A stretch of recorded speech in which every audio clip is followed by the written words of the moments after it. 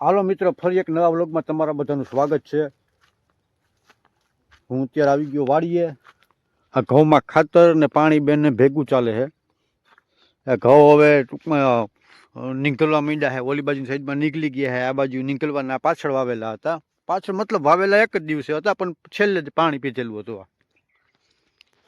અને છેલ્લું ખાતર છે આપણે ઉરિયા નાખી છે એમાં, ભેગું પાણી આલે છે. અને હળવા હળવા હવે તડકા પડવાના ચાલુ થઈ ગયા છે. લગનગાળો પણ ફાટી ગયો છે. ટૂંકમાં હવે ઠાર ને ઝાકરું આવ્યું હોય ને, હજી પાણી છે.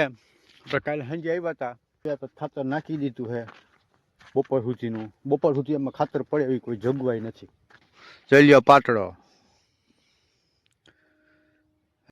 એ પાણી ચાલુ કરી દીધું છે, નાકામ જાય છે. હવે અહીંથી આપણે થોડુંક છે ને માથે રહેવું પડે. પાણી વાળતા હોય ને આ ક્યારેથી માથે રહેવું પડે.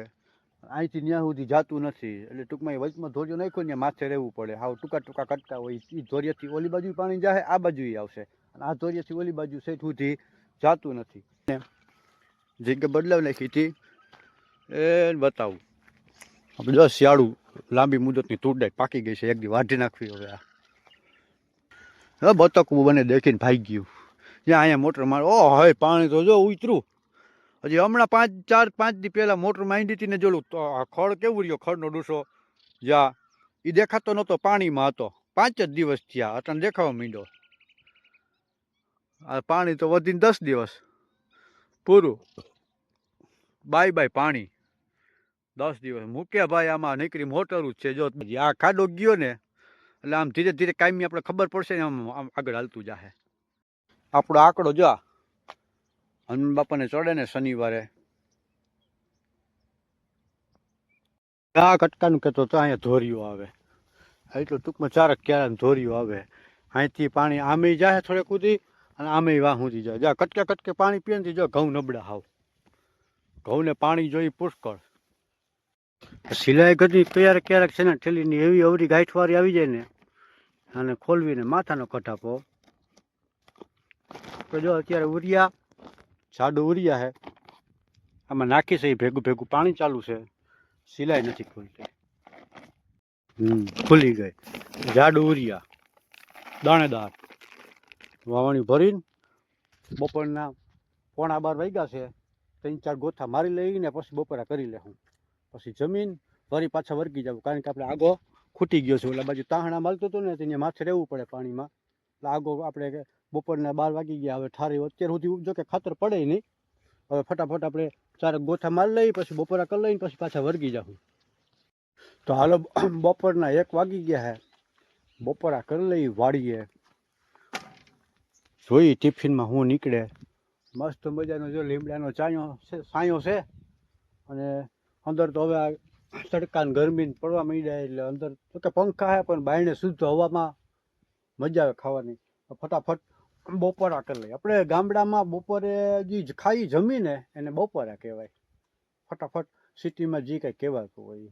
અને આપણે બપોરા જ રાખવા છે. થોડુંક લોચાવાળું તો હોય છે જ, કારણ કે અમારા કૃપાબેન છે ને સવારમાં આજે વહેલા ઉઠી ગયા હતા, અને રાંધવા દેતી નથી સવારમાં ઉઠીને. શું હોય આજ કદાચ જોઈ. ટિફિન ખોલી, આમાં તો રોટલી છે, લાલ મરચું છે, આ રોટલી છે, છાશ છે. શેનું શાક હોય? હા, આ તો ઘી ગોળ નીકળ્યું ભાઈ. વાહ ભાઈ વાહ. ઘી ગોળ. ઘી પણ જબરું લાવ્યો. બપોરે કરો હોય તો આવી જાઓ. કેવા ધારવાર આવી છે. જુઓ કાયદેસરના લોહી નીકળ્યા. જુઓ આમાં ચેકા પડી ગયા. જે અહીંયા પડ્યો, જે અહીંયા પડ્યો, આ પગમાં જોઈએ કાયદેસરના ચેકા પડી જાય. પાન છે ને ધારવાળા બ્લેડ જેવા હોય એના. હાલ તો જો ખરાબ થઈ ગયા. તડકો છે આજે, ગરમી ભેગું ખાતર નાખવાનું, પાણી વાળવાનું બે ભેગું હાલે.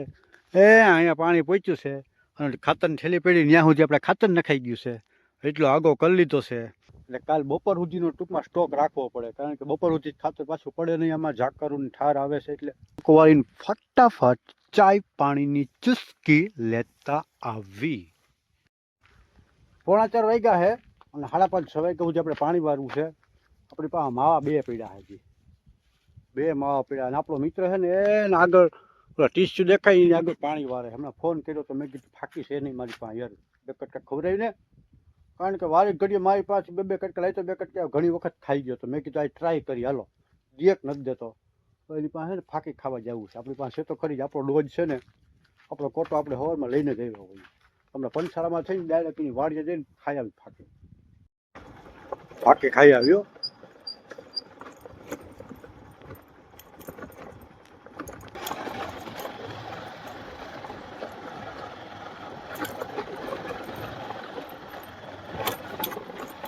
રસ્તો કે હું એટલું પાણી રહ્યું.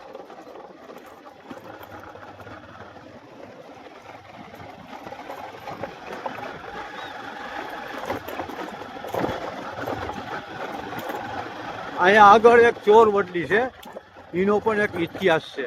એનો એક અલગથી વિડીયો બનાવી દઈ શકે. જઈ લે એવું લાગે ઠવી વીડીમાં આવી ગયા અહીંયા. ને બંદા ને બંદે કી જાત. એ ફાકી ઘોરે હે. ફાકીનો ગાડીઓ આજ તો કરી જ લેવો છે. હાથમાં રહે તાજી બનાવીને પાણી વારે હે. અહીંયા નવું પાર્સલ હતું ને, પાર્સલ લઈ આવી ઘોરે ગાડીઓ કરી નાખો ફાકીનો. હે તારો ફાકીને ગાડીઓ કરવા તો આવ્યો છો? નથી સાંભળતો હજી. આ ઘઉંમાં પાણી પાણી પાઈ ને આમાં પાણી ખૂટાડી નાખ્યું. આની લીસોટા દેખાય કચ્છના.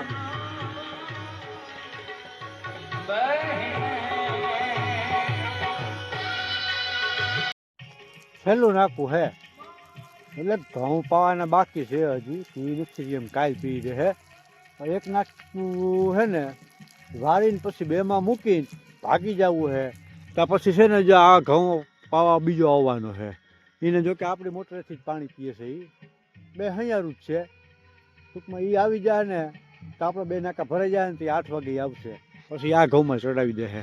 પછી આપણે આ નાકું વાળીને ફટાફટ ભાગી જાય ઘરે.